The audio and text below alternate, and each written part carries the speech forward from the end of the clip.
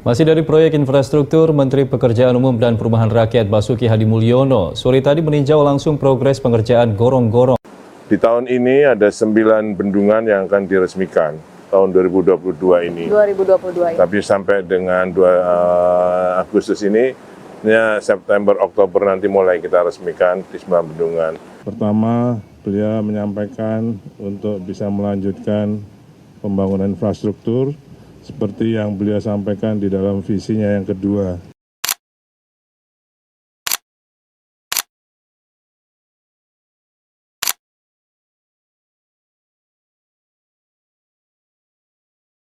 Kami ditugasi untuk menyelesaikan, merampungkan. Yang penting tidak ada proyek yang mangkrak.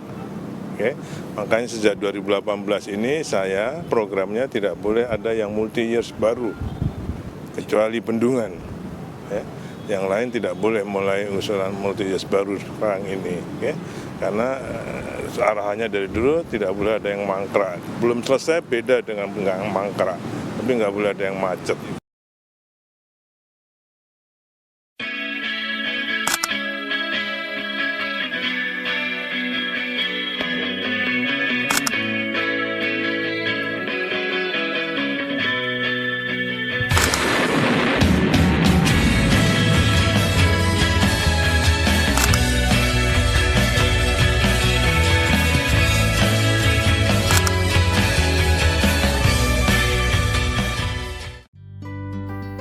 Kepemimpinan bukan hanya soal memberi perintah, tetapi juga tentang kerja nyata, tanggung jawab, dan membawa perubahan bagi banyak orang. Dalam pembangunan Indonesia, ada sosok yang dikenal melalui dedikasi dan kontribusinya untuk negeri.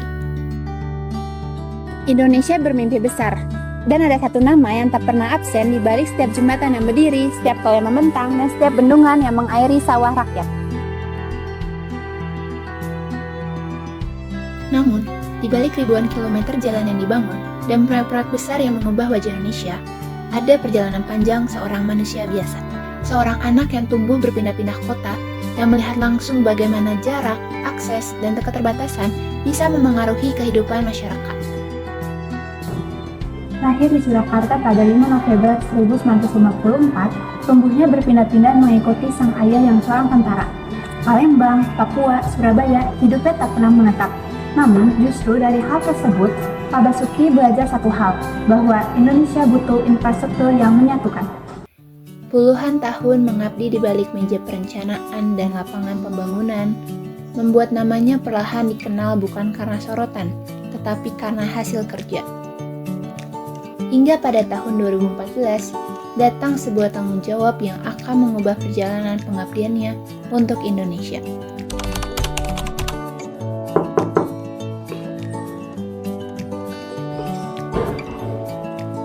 Pak, ini ada daftar proyek yang belum terlaksana, termasuk Jalan Trans Papua, Tol Trans Jawa, dan berbagai bendungan yang belum selesai. Kenapa belum selesai? Kan kita project oriented, bukan mission oriented. Karena banyak yang mangkrak, berarti kita misinya belum selesai, karena masyarakat tuh belum benar-benar merasakannya. 26 Oktober 2014, Presiden Joko Widodo menunjuk seorang insinyur dan birokrat murni untuk memimpin Kementerian PUPR. Berawal dari pengalaman panjang di lapangan, ia dipercaya memimpin pembangunan nasional melalui kerja nyata dan pengabdian. Menjadi menteri bukan berarti pekerjaannya selesai di balik meja rapat. Justru, sejak hari pertama menjabat, Basuki Hadimulyono memahami bahwa pembangunan tidak bisa hanya direncanakan dari ruangan formal. Baginya, seorang pemimpin harus hadir langsung di tempat pekerjaan itu berlangsung, melihat kondisi di lapangan, memastikan proyek berjalan sesuai target, dan mengambil keputusan secara cepat ketika muncul hambatan.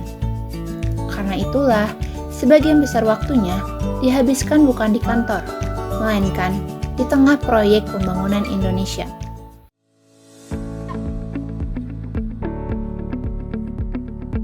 Pak, ini progres bulan ini sudah 60%, tapi ada terkendala material di titik ini. Yang ini harus segera dikoordinasikan, karena harus selesai sebelum musim hujan, karena masyarakat udah nunggu. Bagi Basuki Hadimulyono, lapangan adalah kantor sesungguhnya, tempat ia memastikan setiap proyek berjalan dengan baik. Dengan anggaran 107 triliun rupiah, pembangunan dipercepat melalui lebih dari 1.900 km jalan tol, puluhan bendungan, dan jutaan rumah rakyat untuk meningkatkan kualitas hidup masyarakat. Di balik ketegasan dan target pembangunan yang besar, ada satu hal yang membuat Basuki Hadimulyono berbeda di mata banyak orang. Ia bukan hanya dikenal karena proyek-proyek yang diselesaikan, tetapi juga karena cara ia memaknai pekerjaannya sebagai bentuk pengabdian. Bagi sebagian orang, pembangunan mungkin hanya terlihat sebagai jalan, bendungan, atau gedung yang berdiri megah. Namun bagi Basuki, setiap proyek selalu berkaitan dengan kehidupan masyarakat yang menunggu perubahan. Dan di balik semua pencapaian itu, muncul satu pertanyaan sederhana. Apa sebenarnya yang ia perjuangkan selama ini? Pak Basuki, publik mengenal Anda sebagai menteri yang hampir tidak pernah terlihat di kantor, tapi selalu ada di kubangan proyek dan juga lokasi bencana alam. Setelah ribuan kilometer aspal dan beton yang dibangun, kira-kira apa yang membuat Anda tidak berhenti?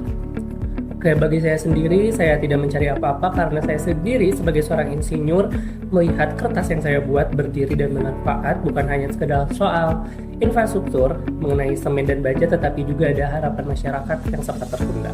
Tapi ada harga yang harus dibayar, Pak. Mulai dari waktu bersama dengan keluarga, kemudian juga kesehatan Anda, dan juga di usia Anda yang tidak muda lagi, Anda masih memimpin pembangunan IKN dari nol. Kira-kira apa yang memotivasi Anda? Melihat itu, kita bisa lihat bahwa rakyat itu tidak bisa menunggu. Apabila saya berhenti atau rehat sejenak, ada proyek di pelosok yang tertunda, ada air bersih yang tidak sampai ke rumah masyarakat, dan karena itu jabatan ini tidak bisa semena-mena karena ini amanah dari masyarakat dan jabatan ini tidak bisa libur seperti itu. Selama bertahun-tahun, Basuki Hadimulyono memastikan pembangunan benar-benar dirasakan oleh masyarakat. Dampaknya terlihat dari akses yang lebih baik, perjalanan yang lebih mudah, dan kehidupan warga yang perlahan berubah karena pembangunan yang mereka tunggu. Dulu kami sebagai warga was-was sekali, sawah terendam air, jalanan penuh kubangan, bahkan anak sekolah harus sampai lepas sepatu jika ingin sekolah karena jalanan penuh tergenang oleh air. Namun sekarang Pakbas telah membangun jalan antar desa dan juga bendungan yang membuat akses kami antar warga menjadi lebih mudah. Ini bukan sekedar jalan biasa, tapi bagi kami ini adalah sebuah nyawa. Terima kasih Pakbas atas segala dedikasinya kepada desa ini. Ini adalah ukuran sesungguhnya dari sebuah jabatan, bukan dari gedung mewah ataupun dari penghargaan di dinding, tapi dari senyum mekar dari seorang warga yang hidupnya telah berubah. Bagi banyak masyarakat, pembangunan yang dilakukan Basuki Hadimulyono mungkin sudah mencapai pencapaian yang besar yang cukup untuk dikenang. Namun, setelah lebih dari 10 tahun mengabdi sebagai Menteri PUPR, perjalanannya itu ternyata belum berhenti. Ketika satu bab pengabdian selesai, negara kembali memberinya amanah baru, sebuah tugas besar yang akan menentukan arah masa depan Indonesia. Sebuah proyek yang bukan hanya membangun jalan atau gedung, tetapi membangun sebuah ibu kota baru. Selamat ulang tahun yang ke-70 Bapak. Hari ini juga hari pertama Bapak sebagai Kepala Otorita IKN. Terima kasih karena ulang tahun ini ulang tahun yang terbaik yang diawali dengan bekerja.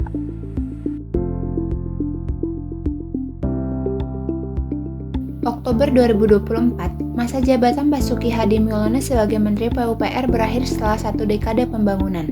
Namun pengabdiannya berlanjut saat ia kembali dipercaya memimpin pembangunan Ibu Kota Nusantara sebagai simbol masa depan Indonesia. Basuki Hadimulyono tidak membangun untuk sekedar meninggalkan nama atau mengejar pujian. Ia membangun dengan keyakinan bahwa infrastruktur bukan hanya tentang beton, baja, dan angka pembangunan, melainkan tentang menghubungkan kehidupan jutaan orang Indonesia. Dari jalan yang membuka akses desa, bendungan yang mengairi sawah rakyat, hingga kota baru yang sedang dipersiapkan untuk masa depan bangsa, semua menjadi bagian dari pengabdian panjang yang ia jalani dengan kerja nyata.